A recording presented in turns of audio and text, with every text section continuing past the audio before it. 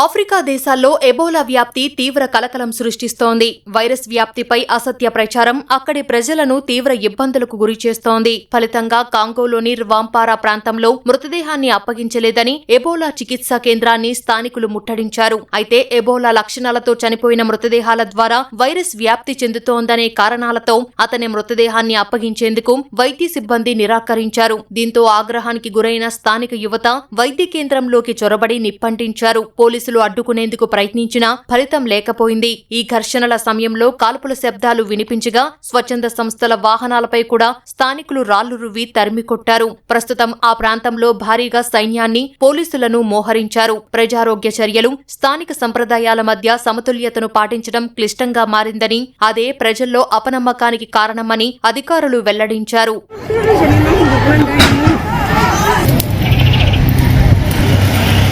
సాధారణంగా Ebola virus జంతువులు, గబ్బిలాలకు సోకుతుంది. ఆ వైరస్ సోకిన జంతువులను వేటాడి తినడం వల్ల మనుషులకు చేరుతుంది. వ్యాధి లక్షణాలు కనిపించడానికి 21 రోజులు పడుతుంది. ఫ్లూ, మలేరియా, జ్వరం వంటి లక్షణాలు తొలుత కనిపించినా చివరకు అవయవాలు వైఫల్యానికి దారితీయొచ్చు.